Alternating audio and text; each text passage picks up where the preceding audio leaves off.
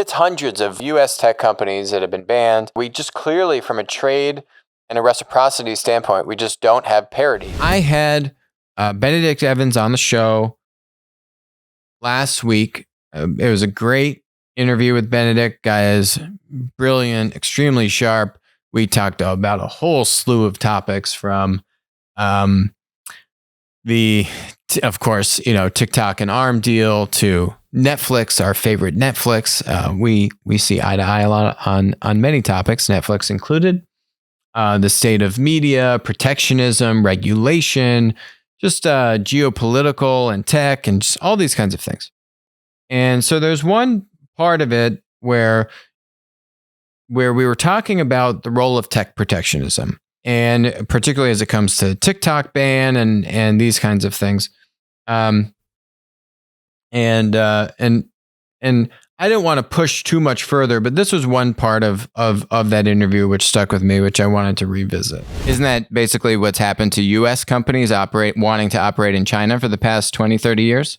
Well, no, it's happened to a tiny subset of US companies in China. You could name them on the fingers of one hand. I mean tech companies, or tech companies. Larger software companies. I think you could name like maybe 3 or maybe 4 US companies that can't operate in China on that basis.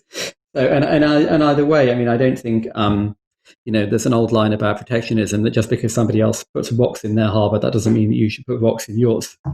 Clearly there's a bargaining position in there, but you're not going to bargain China into turning off censorship of the internet. So that's not a totally productive position. It did strike me, as I'm sure for other people that were listening, you say, 3 or 4 tech companies. Is it really 3 or 4 tech companies that have been banned from working in China? Is that real? So I decided to look into this, right?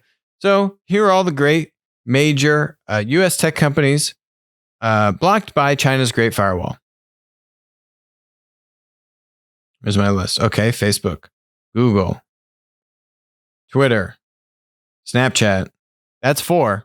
Now we're at 5. Reddit, Tumblr, Pinterest, 8, Slack, 9, Twitch, 10, Discord, 11, Dropbox, 12, Quora, 13, Medium, 14, Wikipedia, 15. Not surprised on that one. Vimeo, 16, Flickr, 17. Flickr, is that still around? SoundCloud, 18, DuckDuckGo, 19 now, Dailymotion. I think this is a video sharing site. Yeah. 20. That's 20. I got another list here. Top 100 plus websites blocked in China. And this one does a nice job. It buckets them into social websites and apps. So you can see, some of the ones that I was just listening. Any content any social network, right? Any social network where people are just going to communicate freely and communicate with each other and share ideas openly, or somewhat openly these days. Bam. Okay, those are definitely not allowed. Blogging websites and platforms like they don't have Medium on here, but they've got Blogger and WordPress, and so another form of content creation and expression. Email, Gmail, I'm sure, Yahoo too, Yahoo, and search engines. Interesting why Baidu would be on this list. That seems a little odd. Maybe it's because it needs to be, that's Baidu.com. Maybe it needs to be, Baidu.cn. I don't know. Messaging apps, WhatsApp, right? We were talking about, we can't ban WeChat because now no one's going to be able to communicate into China. This is the reason why no one is able to communicate into China. It's because China bans all of the messaging apps. It's not because the United States and India are looking at banning WeChat. It's not. It's the other way around. Yet everyone in the media wants to say, we can't ban WeChat. Then we can't communicate with China. No, it's not the US's fault. It's China's fault because they ban all the apps. Streaming apps and websites. Here you go. Here's another whole list. News websites, of course, and these are a bunch of linear. These are just, traditional media.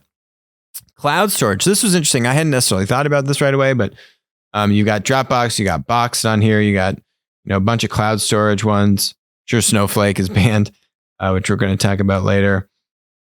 Yeah, and then you've got Quora and GitHub and just kind of an other category of a bunch of other things here. Point is, it's hundreds of US tech companies that have been banned. Anything that has free expression or just content that the CCP doesn't want people to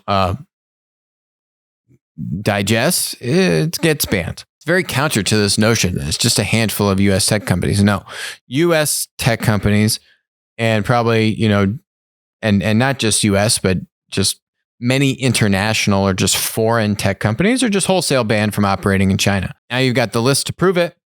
And, we just clearly, from a trade and a reciprocity standpoint, we just don't have parity, where there's one set of rules to operate in China, which is basically you can't operate in China if you're a tech company of any material substance that can't be controlled or monitored by the CCP. And then now, if you're the United States, then, until basically the past few years, maybe starting with the CFIUS strike down of Grindr, but now certainly in the past few months, more specifically with the WeChat and TikTok ban, we are now starting to see a shift in our foreign policy as it relates to technology and Chinese technology companies operating in China. And I made this point in the interview, which is everyone likes to just lump, well, how are foreign tech companies going to operate in the United States? What are those holistic rules? And this isn't really about foreign tech companies. This is really about Chinese tech companies. And China has the largest tech community outside of the United States. And there's very clear issues around national security and all these things, but also just fair trade and reciprocity. Can our companies go operate there? And can their companies operate here? Why would you allow a double standard? Hi, this is Alex from Winner Take All. Thanks for joining us. Hope you enjoyed the content. Feel free to leave a comment, ask us questions, and definitely make sure to join us on our next live stream.